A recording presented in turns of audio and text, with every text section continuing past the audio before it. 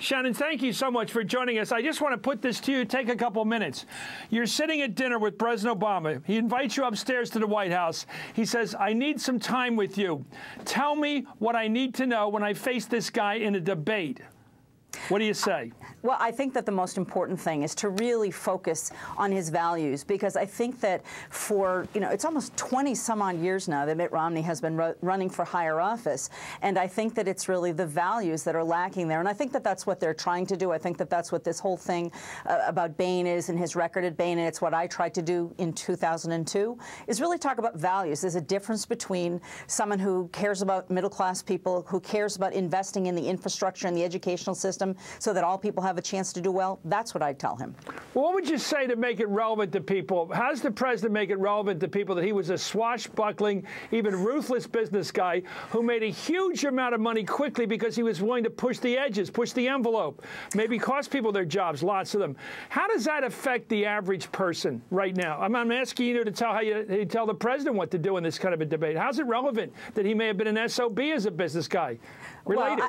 Well, I guess that's your characterization, but the point that I tried to make 10 years ago was I do think that it's relevant when you have someone who is more focused on personal profits rather than looking at the real stories of people. You have to have empathy, and I think that that was one of the things that we've seen in the beginning of the campaign, is I really think that there is a lack of empathy on Mitt Romney's part. I mean, the whole story about the race cars and some of these other things that, he kind of knows these people when he's trying to seem like a regular guy.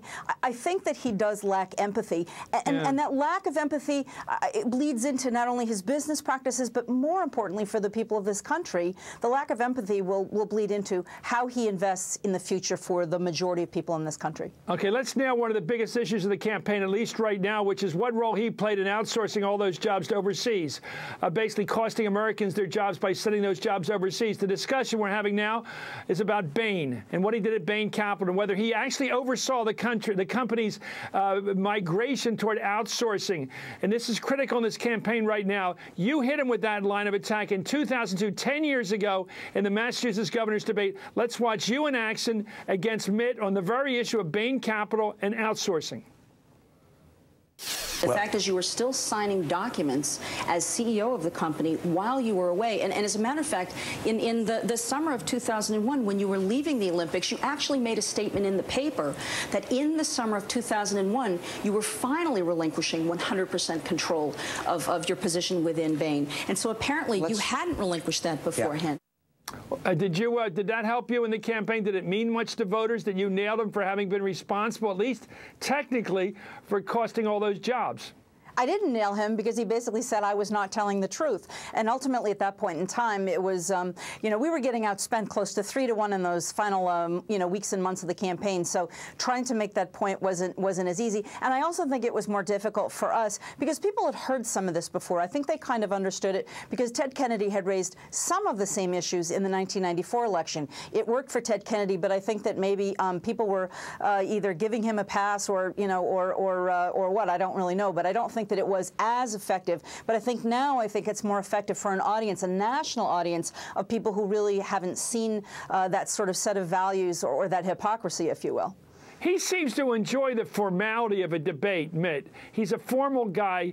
It seems to me, my advice, well, what do you think of telling the president, you got to loosen this thing up a little bit. You got to do a little fast and loose in your debate style. If you get formal like him, very stiff like he does, he wins on that platform.